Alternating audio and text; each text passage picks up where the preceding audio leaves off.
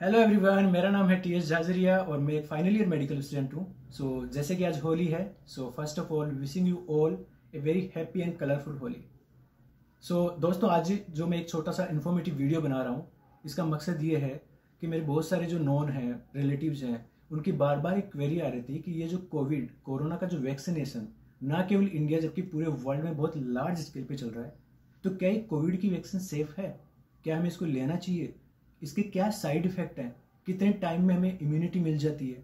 ठीक है, और अगर साइड इफेक्ट्स हैं तो वो कितने लीथल हैं? तो आज हम इन सभी की बहुत ही शॉर्ट में बात करेंगे।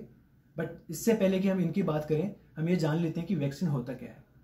नॉर्मली क्या होता है, कोई भी वायरस होता है वो हमारी बॉडी में एंटर करता है, हमें इन्फेक्ट करता है और हमारा इम्यून सिस्टम उसके अगेंस्ट एंटीबॉडी बनाता है और हमें प्रोटेक्टेड कर देता है।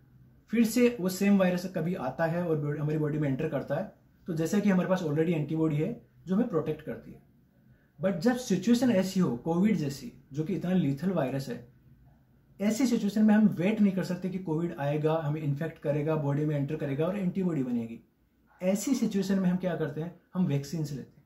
वैक्सीन बोले तो कोविड का जो वैक्सीन है उसमें कोविड जो वायरस है उसका एंटीजेनिक जो मटेरियल है उसको हम माइन्यूट, उसको थोड़ा सा वीक, कमजोर करके हम हमारी बॉडी में लेते हैं, उसको इंजेक्ट करते हैं और हमारी बॉडी उसके अगेंस्ट एंटीबॉडी बना देती है।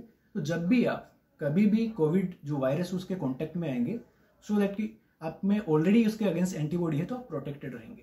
तो इस तरीके से वैक्सीन काम करता है। अब बात करते हैं कि हमें इम्यूनिटी कितने दिन में मिल जाती है। तो जैसे कि कोविड की 2 डोजेस दी जाती हैं, तो आपको नॉर्मली जो एंटीबॉडी है एक नॉर्मल इंसान में वो 5 to 6 वीक्स में बन जाती है। मतलब फर्स्ट डोज के 5 से 6 वीक बाद में और सेकेंड डोज के 2 वीक बाद में। उसके बाद आप बोल सकते हैं कि अब हम प्रोटेक्टेड हैं। अब हम बात करते हैं साइड इफेक्ट्स के। तो साइड इफेक्ट की बात करें तो जैसे कि जब भी हम कोई भी वैक्सीन लेते हैं, जैसे हमने बच्चों में देखा है कि वैक्सीनेशन करवाते हैं तो उनको फीवर आता है, बहुत ज़्यादा रोने लगते हैं।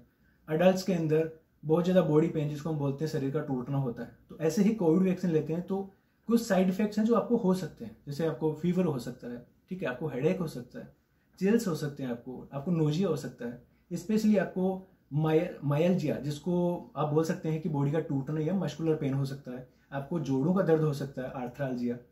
तो ये सारी चीजें हैं जो बहुत ही नॉर्मल है, लेकिन कुछ कुछ लोगों में ज्यादा हो जाती है। तो अब ऐसी सिचुएशन में हम क्या करें? नॉर्मली जैसे हमारे आसपास में जो सबसे ज्यादा जो मेडिसिन है जो यूज की जाती है वो है डाइक्लोफेनिक, जो कि बहुत पॉपुलर है। जब भी आपको दर्द होता है किसी मेडिकल स्टोर से या किसी गली वाले डॉक्टर से लेके आप खा लेते हैं। बट प्लीज आप ये गलती ना करें। अभी कोविड वैक्सीन के साथ में अगर आपको फीवर आता है या आपको माइल्जिया या बॉडी का टूटना जिसे आप बोलते हैं, अगर वो है, तो सबसे सेफ मेडिसिन है पैरासीटामोल। आप वही लें और उससे भी पहले आप अपने नज़दीकी डॉक्टर या अस्पताल में जाके डॉक्टर को बताएं कि आपको ये साइड इफेक्ट्स हैं तो आपको क्या लेना चाहिए। गलती से भी आप डाइक्लोफेनिक मेडिसिन ना लें, क्योंकि ये जो मेडिसिन है ये एक बहुत ही सीरियस साइड इफेक्ट, ठीक है, जिसको बोलते हैं कोनिस सिंड्रोम, जो कि एसोसिएटेड है एनाफाइलेटिक रिएक्शन।